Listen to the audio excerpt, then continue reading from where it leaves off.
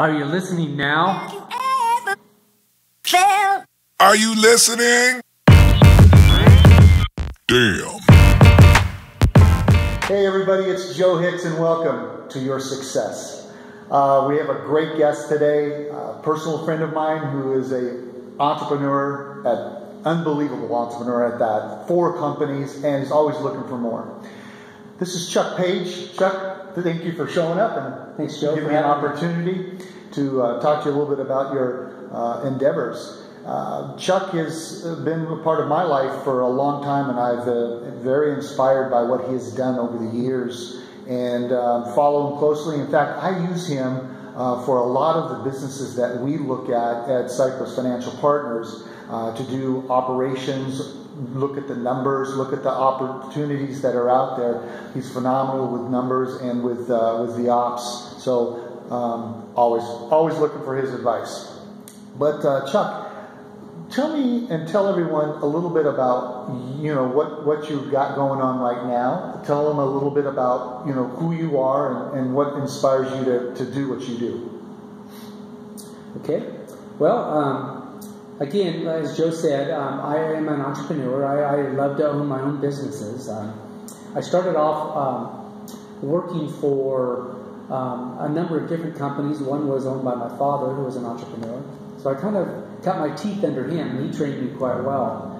After that, though, I worked for a couple of different Fortune 50 companies. And after cutting my teeth through that progress, I learned real quickly that I wanted to go back into the entrepreneurial world. So currently, right now, I have a managed IT company called Sawtooth Technology, a healthcare company that I own with my wife called Castle Rock Services, a media company that I own with another partner called Go Fish Media, and then a construction call center that I own with 2 other partners. So it is a diverse grouping of companies that hit a number of different business segments. So Chuck, what drives you to be an entrepreneur? That's a great question, Joe. For many people, it's ego. For me, that's not the case. I really don't operate and own these companies for other people to know about that. For others, it's to make money and control that money. Though the money can be good when you own your own company, it can also be very, very difficult to operate. So the money versus the time you work isn't sometimes a good measuring stick. Really, for me, the driving force is I have an idea on how I like a company to run. There's a culture that I want to have. There is a respect with my customer base that I want to have, and I want to be able to control that. I want there to be a great working environment for my employees so they can take care of their families. But I guess it goes back to that key word, which is culture. There's a culture of atmosphere that I want in the workplace that really drives me. It's very ethical. All the companies that we operate really follow a biblical principle. God's law of do unto others as you'd have them do unto you is a big, big piece. So I would say my driving force is to create that culture. I think it's worked because our turnover of employees is extremely low. Most employees really don't want to leave once they come to work here. So I think that would be it more than anything. Awesome. What goals do you have for not only yourself but your companies? Well, my main goal for all the companies, and my goal is all the same. I really want them to become operationally self-sufficient, meaning I want to train and bring up an operations manager for each company. And this is in the mix right now. 2 of the companies I have the people in place and working on the other 2 correctly, right now. And I want the operations of the company to be ran as if I was running it, but I want someone else to do it.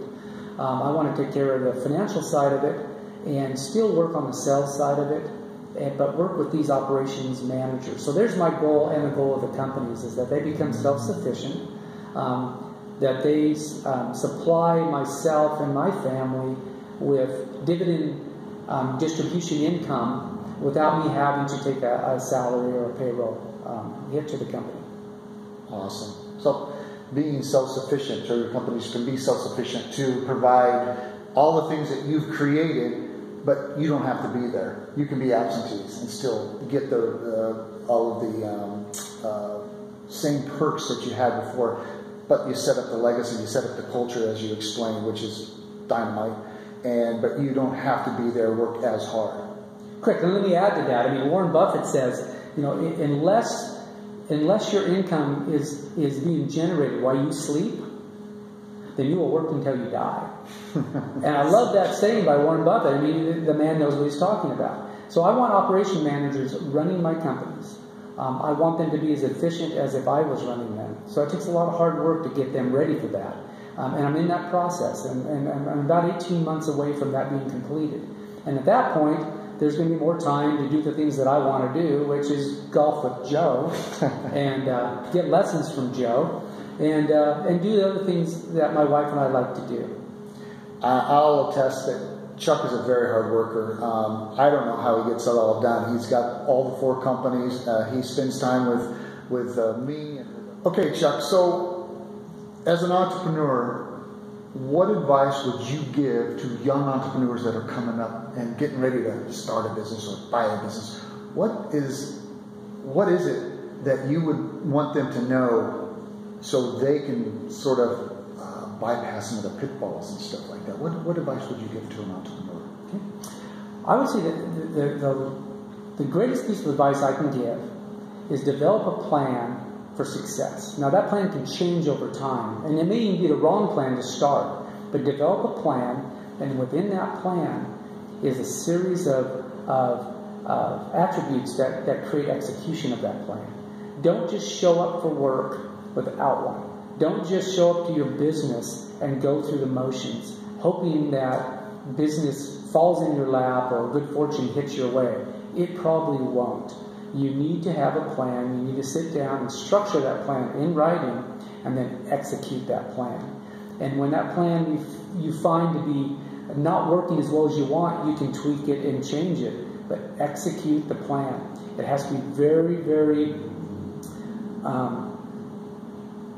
deliberate. The plan cannot be by luck and it cannot be by osmosis. A deliberate plan that can be executed. Great advice, great advice. Well, Chuck, thank you so much for spending some time with me. Appreciate it. And as always, to your success. Have you ever felt? Are you listening? Damn.